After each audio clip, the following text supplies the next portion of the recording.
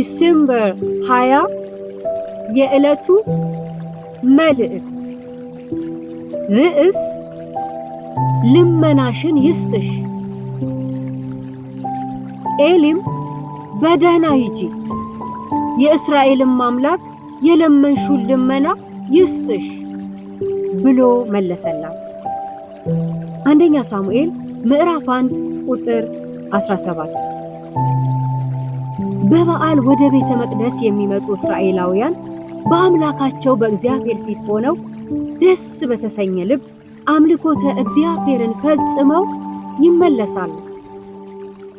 ሐና ግን ከደስታ የራቀ ልብ ነበራት። ከዚህም የተነሳ ጸሎቷን በእግዚአብሔር ፊት ታቀርብ ነበር። ይህንን የተመለከተው ሊቀ ካህኑ ኤሊ መጀመሪያ እንደ ሰካራም ቆጠራት። ሆኖ የእርሷ ስካር የወይን ጠጅ ሳይሆን የልጅ እጦት ነበር።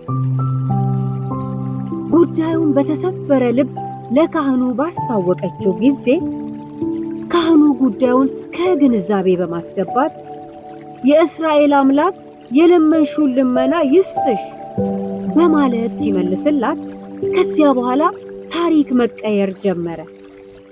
ሐዘንተኛ ፊት ወደ ደስታ ተለወጠ። አለመብላት ቀረ። በሊቀ ካህኑ ቡራኬ አማካኝነት አምላካዊ መልስ ደረሰላት።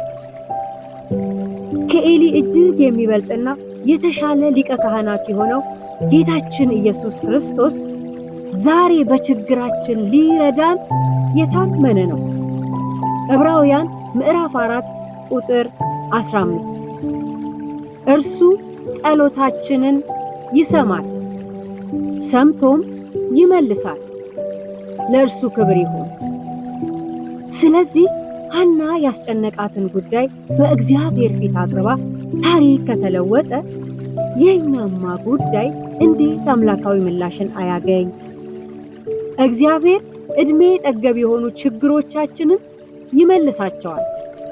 የጌታ ዓይኖች ወደ ጻድቃን ናቸውና ጆሮቹም ለጸሎታቸው ተከፍተዋል። አንደኛ ጴጥሮስ ምዕራፍ 3 ቁጥር 12።